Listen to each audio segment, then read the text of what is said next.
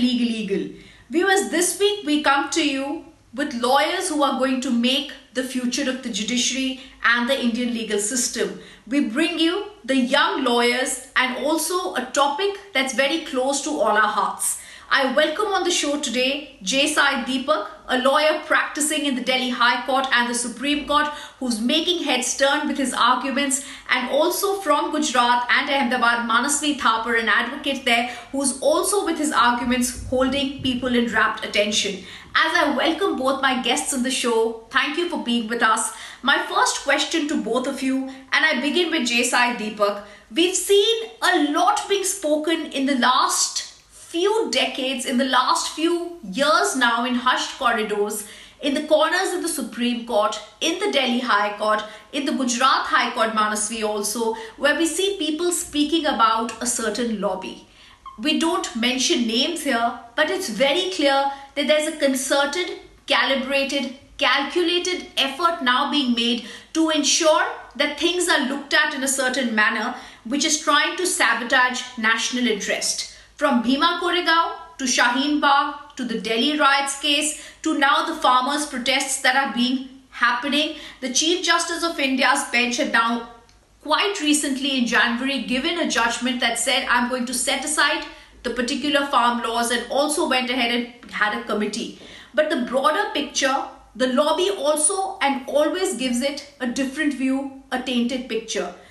J. Sai Deepak, as I come to you then, the first question, how is it that we are supposed to be looking at the actions of these calibrated, motivated lobby efforts? First of all, thank you, Rhythm, for actually inviting me to this particular show, and I'm happy to share space with Manasvi. I think your question is very, very pertinent. Let me try and answer it more from a policy perspective so that people understand that the existing system as we see it today is the consequence of certain structural flaws that have crept into it over the years.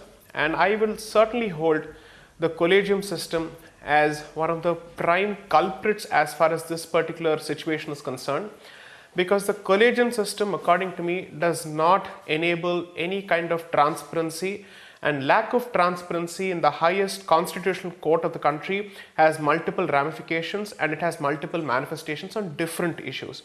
Therefore, the existence of a certain group or the non-existence of a certain group, according to me, is but one of the fallouts of this particular absence of transparency. And therefore, I think one of the first discussions that we must have is how do we ensure that the appointment to the highest judiciary, appointment to constitutional courts is done in a much more transparent fashion.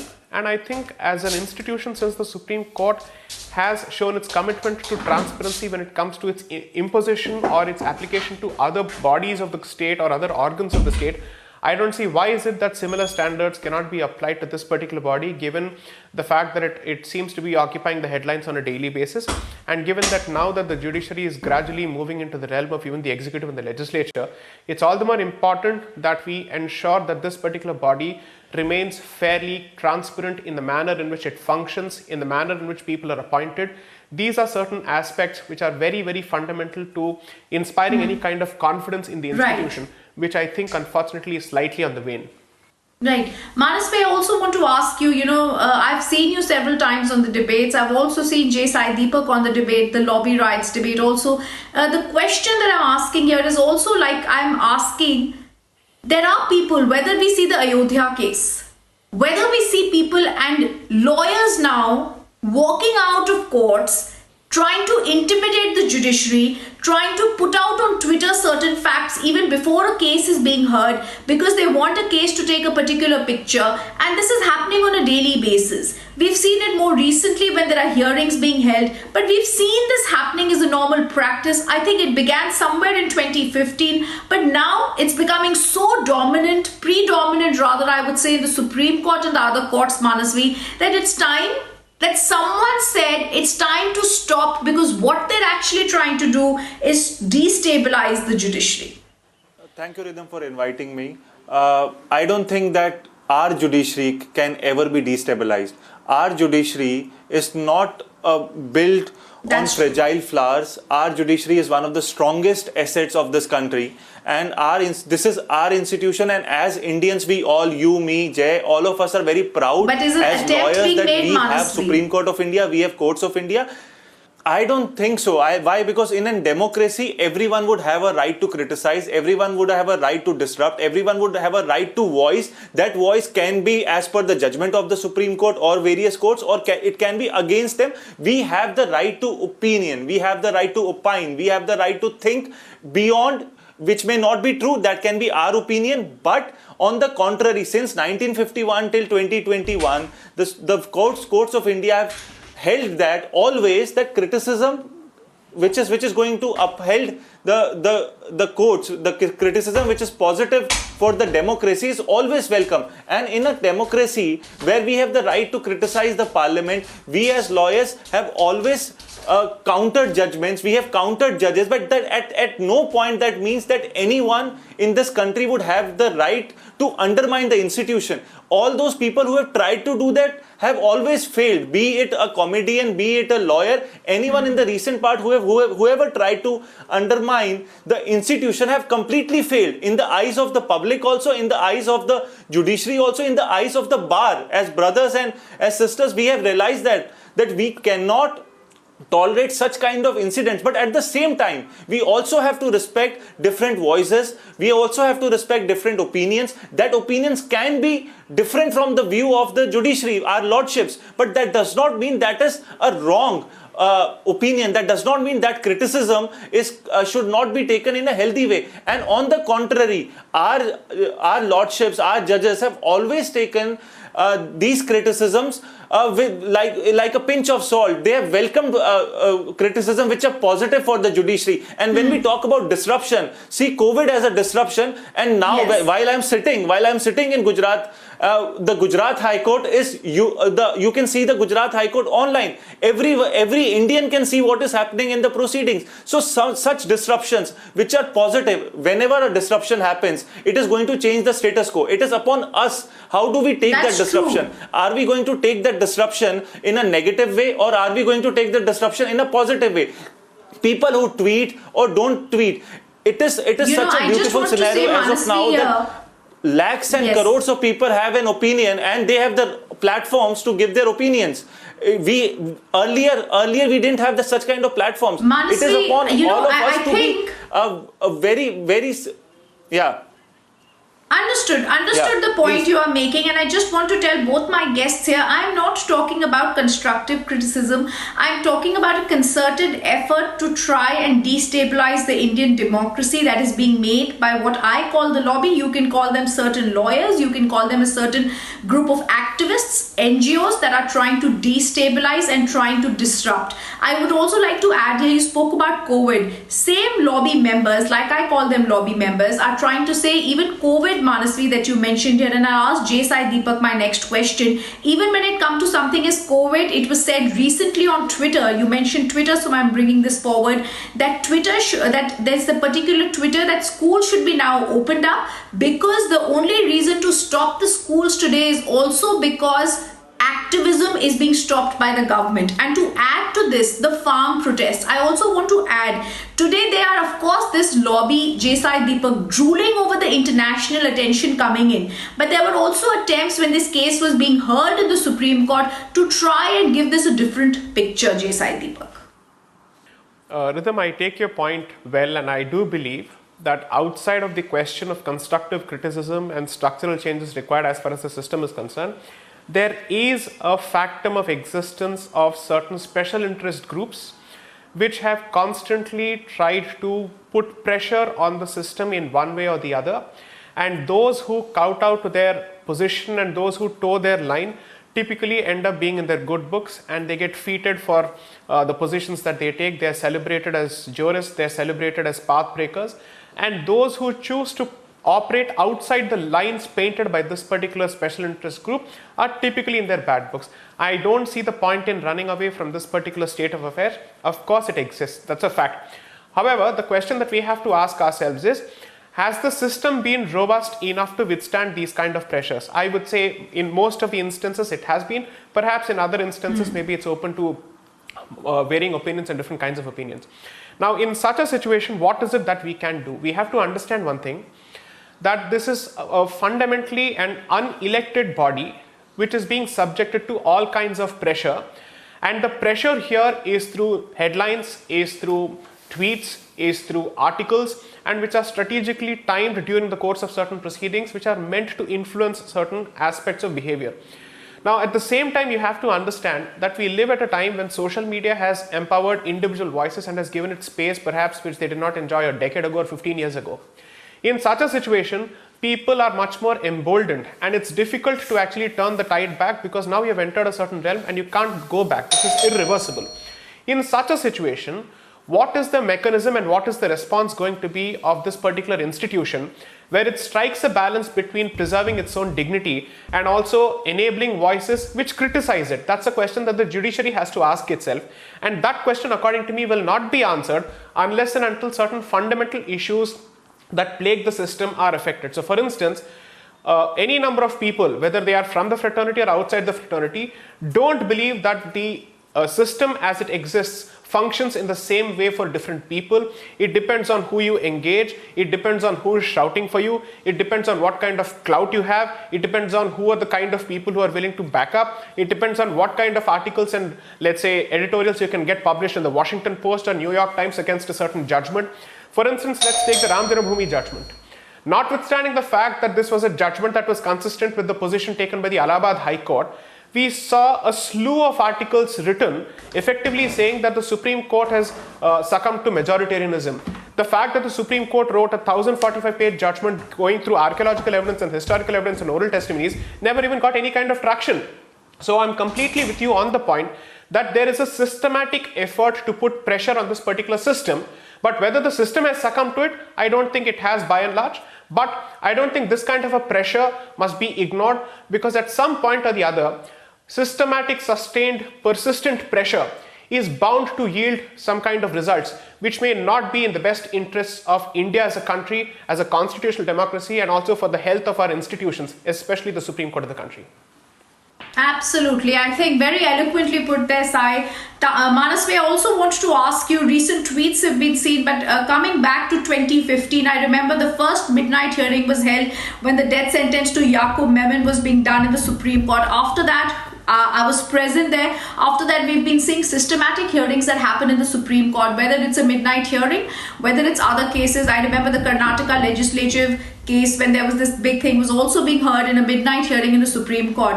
But every time there are sudden cases, Manasvi, that need to come to the Supreme Court, again I see this group of lawyers trying to put out their viewpoint, and it's not subtly done anymore.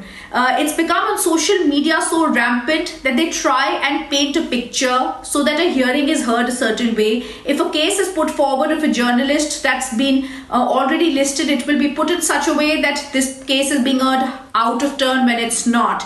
Similarly, when a midnight hearing is given to someone who's an accused like Yaqub Memon in 2015, that's all right if it's a midnight hearing. So there's a very choose and pick case and a choose and pick basis on which this particular group tries to function. They've also got the Delhi riots cases heard. They've got Gautam Navlakha and other cases heard. They've got a lot of things done in other cases, but they choose the kind of cases they want heard. And the only issue that I said earlier, also I'm repeating here, they're trying to do this against national interest.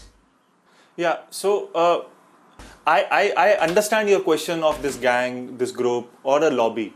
But look at the grand stature of our Supreme Court. Look at the grand stature of our courts. They listen to everyone, and they listen to it, and then they decide what is to be done in a pure judicial manner, in a pure nationalistic manner. So these people do not have a larger say in the democracy of our country. They may have a say because we are a democracy. In a democracy, every person would have a say. This is basics. But with this said and done, but do they command the mandate of the people's voice? Do they command the mandate of people? Do they have votes? They have nothing in their part. On the contrary, what whatever they are trying to do, it is only strengthening the fabrics of our democracy. It is only strengthening our judicial system. It is only strengthening our courts. So on the contrary, these kind of people have always been there. I'll give you an example. In 1962, when the aggression of China was there in our country, there were people in the parliament who were leaking our information to the vested interested countries. So this have happened across the time. Jechans are not uncommon in our country. We have had our fair of Jechans in our country since history. So they are going to be there in our country. But the problem here is, if we criticize someone, if we have a dissenting opinion, then you are termed as anti-nationals. On the contrary, an institution like Parliament or Supreme Court is built on the premises of criticism, which is positive in nature, which is nationalistic in nature, which is going to build out a positive, reformative country. And that is what our India has always been. So these people, on the contrary, unites everyone together. These people do not divide our country. On the contrary, their face is coming up all the more clearer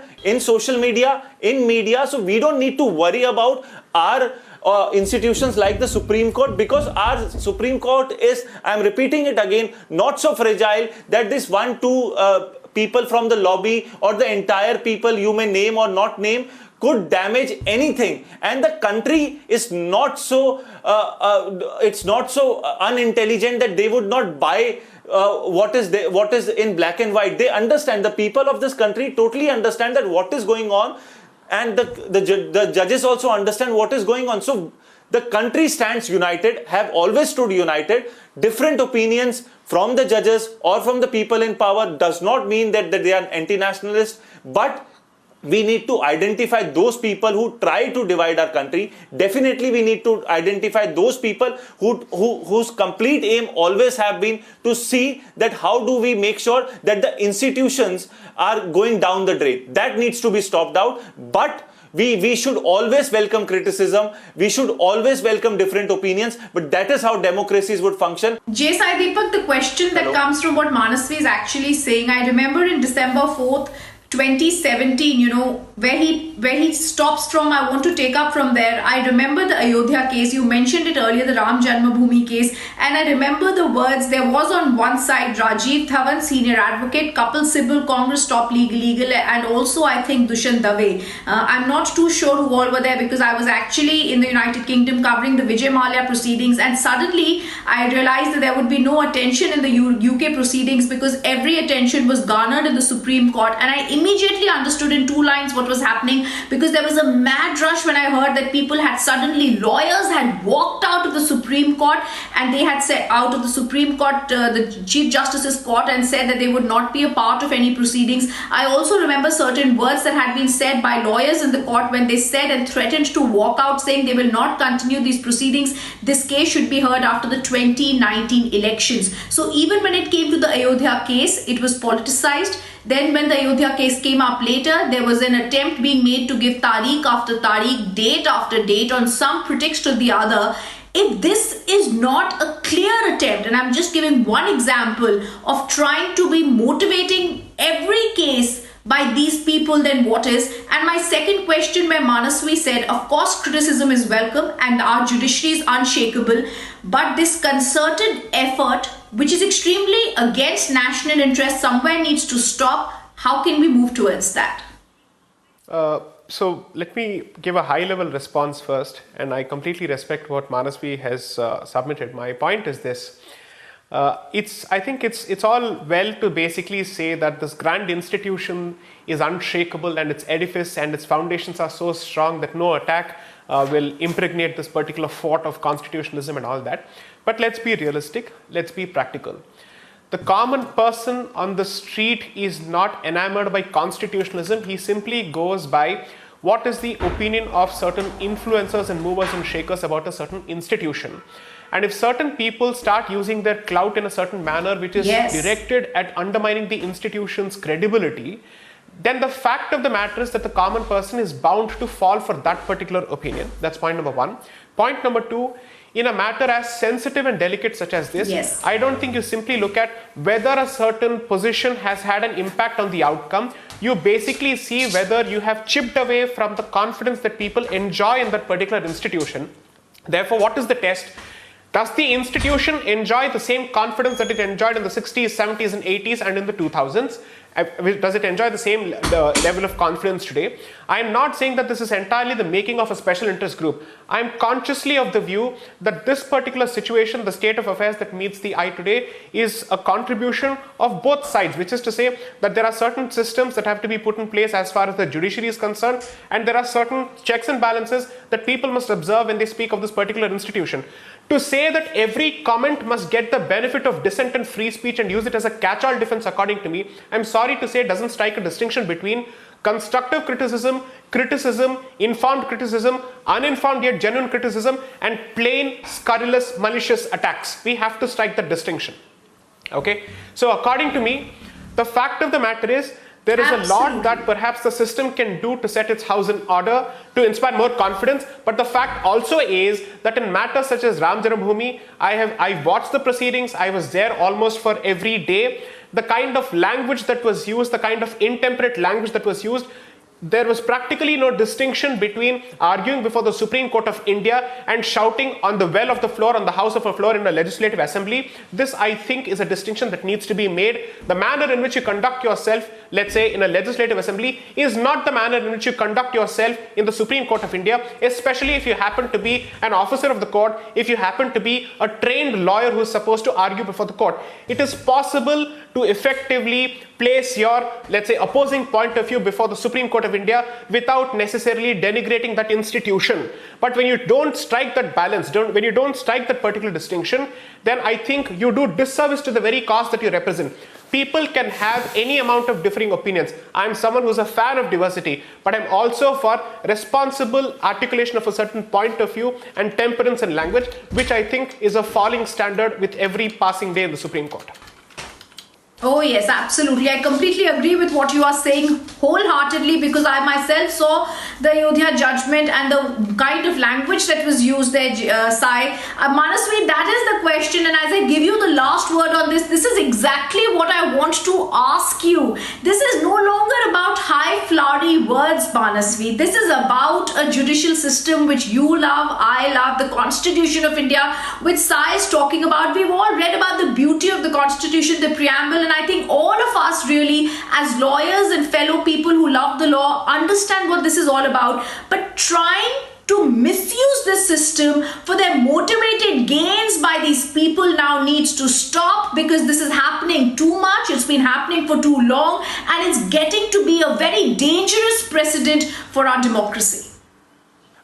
I completely agree on this point with you, Rhythm, that this needs to change, and definitely this is not the time wherein there was a time in 1981 when V.K. Krishna Iyer, the former Justice of the Supreme Court, he gave a speech criticizing the judicial system of our country, and then he was tried by the Kerala High Court, and then eventually he was not found guilty of any charges of contempt of court. There was a time when criticizing the judiciary was okay. Right now, what we see is everything. What you asked a question to Jay was very pertinent. That everything is political. Yes, everything is political in this country. What we are seeing is that whatever event happens in this country, from budget to China to a death of an actor, everything has been politicized.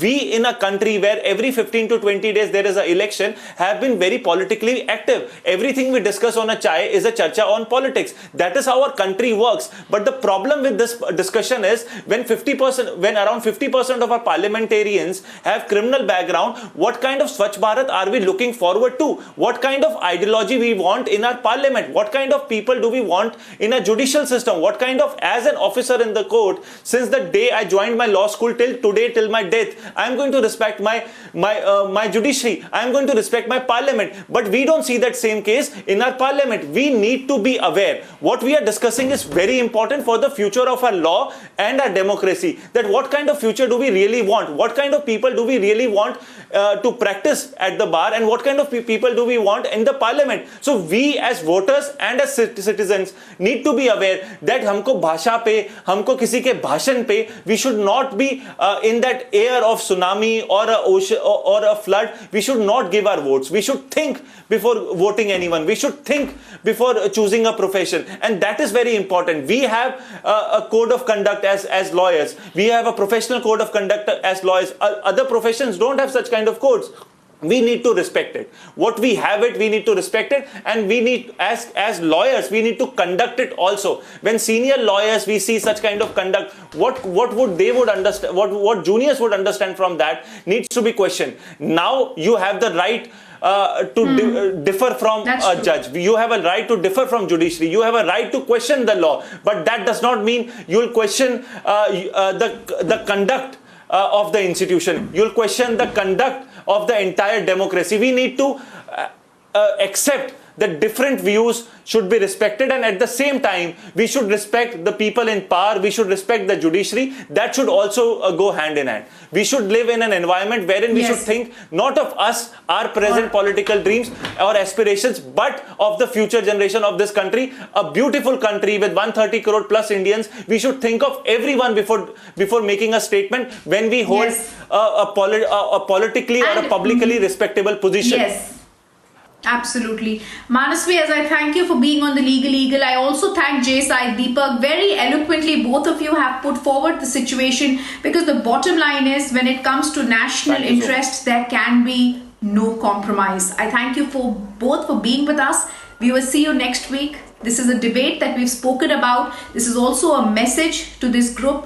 It's time to put a stop, and no matter what you do, the judiciary in India will always be supreme. Thank you for being with us.